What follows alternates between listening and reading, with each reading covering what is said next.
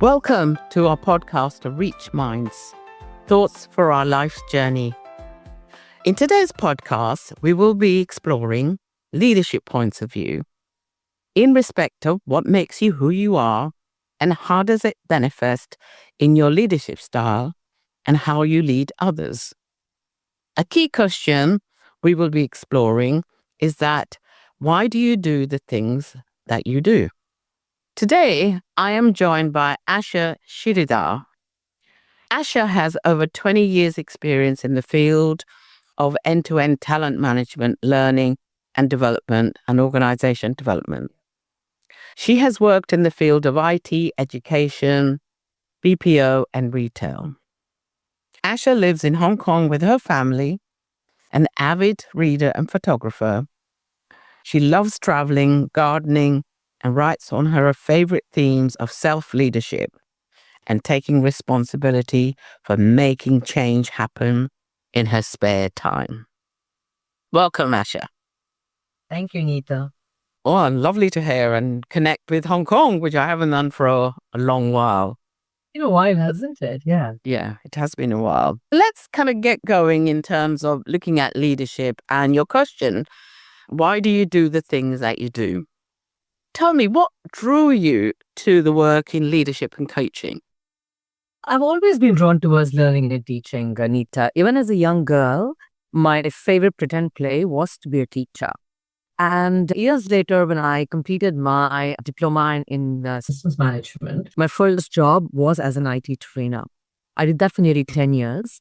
And what happened was I really enjoyed doing it. You know what they say about the performance enjoyment theory? When you get good feedback, it fuels you to do even better work. I used to get a lot of really good feedback as an IT trainer, and that kind of kept me going. But about 10 years later, I realized that there was more to training than just IT training, because IT training can be a little restrictive, isn't it? There's a right way of doing stuff, and there's definitely 100 wrong ways of going about doing it. And I kind of then got introduced to the space of what was back then called soft skill training. And that really got me going, because then it was all about not necessarily one way, the right way, but looking at how can you use your skills, how can you use your current position to become even better. So constant improvement, continuous improvement. And that was what really got me interested, motivated. And I branched out slowly from doing soft skill and communication training more towards leadership development. Around, I think it was 2005, I was introduced to the SL2 model. Back then, we used to call it the situational leadership 2 model. And that again made me realize the importance of leadership. And I got introduced to the Ken Blanchard field of leadership. And that really got me focused into leadership development. That's been my journey into leadership and coaching. I'm curious in terms of when you've been through these leadership programs and have had developing yourself, what were some of your aha moments that made you think, yeah, this is really what I'm meant to be doing? I always used to have this thought about, to be a good leader, one needs to be really focused on results, and one needs to really focus on the KPIs and just getting the job done. But when I first got introduced to situational leadership and started looking at people development, and I started to see the link between that emotional connect that we can build as leaders, the element of how do you build a team that is connected, and that becomes more around leading with a vision rather than just the KPIs. Because when you lead with that element of, this is the vision, this is where as a team we're going to get to, and you can work with your people on what motivates them, what gets them getting up in the morning and getting into work. And it's not just for money, it just suddenly becomes so much more meaningful. And one of the quotes that Ken Blanchard makes, and that I have learned from him, is that, let me remember the exact words there. When you are the manager, you are the topic of dinner table conversations, right? In other words, what is it that people say about you when you're not in the room? And that for me was like a big aha moment for me in terms of thinking, yeah, what do I want my people to say about me when I'm not in the room? And that was a huge turning point in the way I started to look at leading my team. And also when I coach leaders to get them to think about how do they want to lead their teams? How do they want to leave behind a different image? So do they want to be known as somebody who's just focused on goals and results, getting to the that sales target, or do they want to be known for something much bigger? And I think that is something that has really driven me.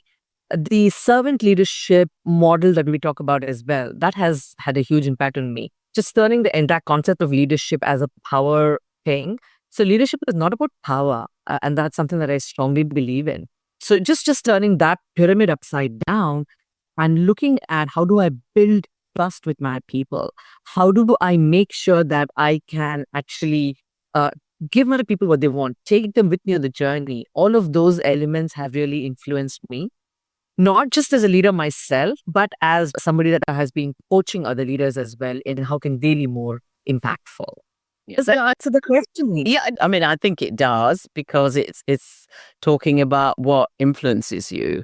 And I guess what gets triggered for me in this is what is the distinction between manager and leader? Good question. Yeah. What do you think I it is? or I think manager is a task. Leadership is a mindset. One does not have to be a manager to be a leader. For me, leadership is something that comes with all of us. And I have said this to you could be an individual contributor, you could be doing the job of a student intern, and you could still be demonstrating leadership. What does that mean? It means that you come in, you come and lead with your values, you lead with what do you think is the right way of being. You work because of what motivates you, right? You do things that you strongly believe are the right things for you to do. Take accountability for your actions, make choices that really work for you in your life. And that's what it is all about, right? Reach out when something's not working, escalate things when something isn't working for you, recognize that you can go above it beyond your job description. That's leadership. A manager is somebody who's being given a title and who's being given a certain responsibility for managing resources and for managing people and for getting stuff done. And that's absolutely an important element of an organization. I think we need managers. And more than that, we need leaders at every level of the organization. Absolutely, absolutely. I think that your distinction is really apt for me. Just kind of building on that and looking at leadership theories, leadership has evolved from 20 years ago, and there are lots of different theories around leadership. What are some of the themes or trends have you observed in the last few years in the space of leadership? That's a very interesting question. When I first began my journey in the space of leadership training and coaching, the focus was still pretty much actually on managerial skills. It was on building people to be managers. Because what happened then, and it happens unfortunately even today, is most organizations promote people because they're doing a great job today. And then so somebody is doing a really good job as a salesperson. They get promoted to being a sales manager. They get given a team of people to manage, but they don't necessarily know that now life is different. And what they tend to do is they continue to do the things that they were doing that made them great salespeople, rather than up the game and do something different. So back in the day, that happened a lot as well. And back in the day, most of the training programs that were being done, or the focus was more around getting people to be good managers. So it would be, we need our managers to give good feedback. So let's do a feedback giving training program with them, or let's teach them how to be better listeners, or let's teach them how to do questioning skills. So the focus was very much on skills development, on skills training.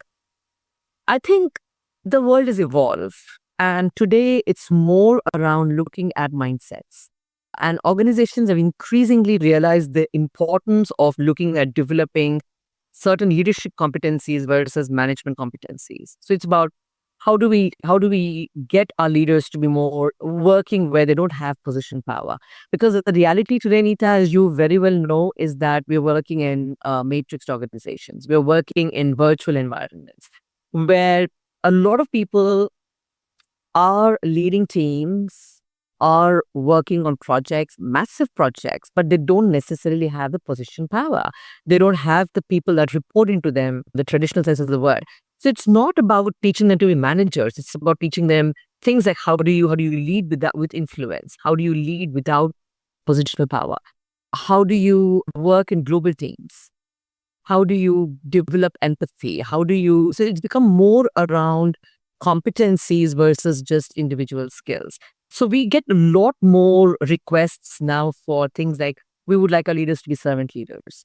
We would like our leaders to be more trustworthy leaders. We would like our leaders to be leading successfully in a matrix organization. We want them to be agile. So those are the kind of things that have changed. Also, there was a time when organizations invested heavily in training. Today, the focus has moved into development. So it's not just about training, but it could be a combination of training, coaching. Organizations are willing to invest a lot more into mentoring, into peer coaching. So there's a lot more of that. Self awareness, organizations are also investing quite heavily in getting their leaders to become more self aware. So again, it's not something that is being seen as, oh, let's just do 360s or let's just do feedback or even employee engagements. But then also self-awareness has become a key important element as well. So these are some of the things I'm seeing as the big differences. Also, one other thing which is really, I think, heartening for me personally is back in the day, for a lot of readers who came onto learning programs, it would be like, why are you here? Oh, because HR has asked me to come. Whereas now they themselves see it as an investment, and organizations are increasingly beginning to see this as an investment rather than a spend. So you don't, and you hear a lot more people saying that this is not an HR ask, but it's something the business needs as well. So leadership is being seen as something integral to the vitality of an organization. So again, I like this whole entire work that we've done around leadership profit chain. And we talk about how leadership, there are two types of leadership broadly, if you look at it. There is the strategic leadership, there is the operational leadership. And while strategic leadership drives organizational vitality, they work with the markets, they work with the shareholders, they make sure that Wall Street is happy with the organization. At the same time, that cannot happen unless they're supported by the operational leadership who work directly with the customers, who work directly with the employees. So unless there's customer devotion, unless there's employee work passion, your organizational vitality is not going to happen. And so I think that cycle has become something that a lot more organizations are seeing as their mantra. And that's a big shift in thinking I'm seeing in the last couple of decades. I would agree with you. And one of the couple of the shifts that I've seen, just to build on what you're saying, is more around the emotional intelligence, the behavior level. I think that's where I've certainly focused on. Just to tell us something another that came into my head as we were talking then is something as simple as change. The VUCA world, the word VUCA has almost become like everybody uses it. It's like once upon a time, the way organizations did that whole thing was as a change management. But now again, it's moved to becoming more of change leadership. And we call it as high impact change leadership. So how do you do that? Rather than top down, how do you do it bottom up? So change leadership is all about those conversations with the people. How do you start to involve the people who are actually going to land the change? And these are, like you said again, using emotional intelligence, practice-based leadership, all of them come together. So the focus is very different now. Yeah. Just to kind of moving away from that, how can we exercise the power of choice around leadership? Yeah, choice is important, isn't it? I think to a certain extent, everybody says that, yeah, I had the power of choice, but then the minute they are in a difficult situation, it goes out of the window. It goes up with oh, I didn't want to do this, but I was made to do it. I didn't really want to, like just yesterday, I was in a coaching conversation with a leader, and part of that, this leader goes, is a very senior level leader, by the way. And they go, oh, I want to do this because I know it's the right thing to do, but my HR policy doesn't support it. And so I had to say, stop. You are at that level where you can influence this change. So let's talk about what's stopping you from influencing it. So what's making you not exercise that choice? So it was about again driving home that point.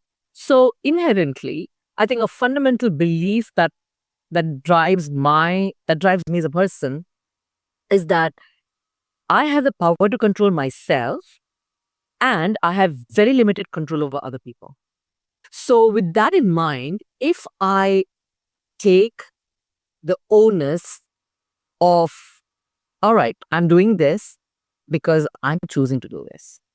Even if I have a gun to my head and I'm kowtowing to somebody, I am choosing to kowtow and I'm choosing to kowtow rather than get a bullet in my head.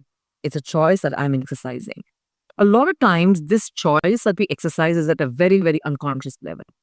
So one of the most important things is to bring that knowledge that we are choosing at every point of our lives to a conscious level.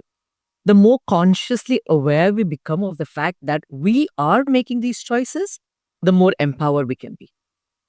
And that's something that I think leaders, that's one of the biggest things that I do in a lot of my coaching conversations, is getting leaders to recognize that those choices that they're exercising, which have been unconscious for them, getting them to stay conscious of those choices. Starting to recognize, why am I making these choices? What is it that I'm getting as a benefit by making this choice? So I'm actually quite influenced by Dr. William Glasser, who developed the choice theory. And in that, he posits that all our behavior is purposeful. Whether we are aware of it or not, it is purposeful.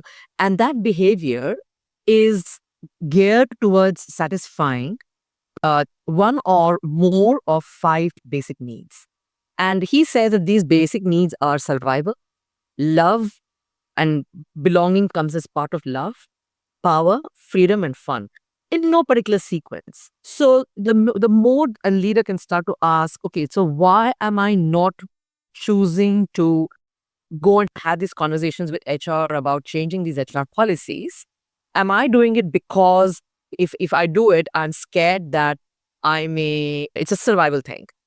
With this leader, it became that. They were afraid of, not afraid, but then they felt that the environment that they work in is extremely political, and that if they did something there, it might mean a loss of job for them. So it was an element of survival for them. But sometimes it's also, there's no fun in it. As in, if I have to go and have those difficult conversations, it's not fun for me. I don't like that conflict. I don't like that having to go and seek somebody else. So what am I going to do? I'm going to take the easy way out. I'm not going to talk about it. So I think the important thing as leaders to recognize is, why am I making these choices?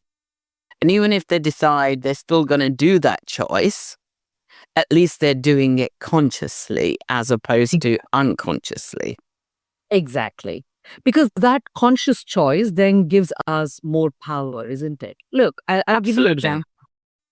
Let me share an example with you. Many years ago, this happened to me probably at the start of my journey as a leader. I had this person who was working on my team, and she was a very, very good. She was very good at her job. Now, the organization that we worked in was a 24/7 organization, so we all had to take turns to work in shifts. And this particular individual initially had said that she didn't want to work the night shift because of certain personal reasons. So initially, the rest of the team said, we are happy to support her for a few months. And the rest of the team kind of took it upon themselves to not to kind of give in to her, and so that she could then continue to work the day shifts, which are the more comfortable shifts. The others took it upon themselves to work the night shifts. This went on for about 6 months.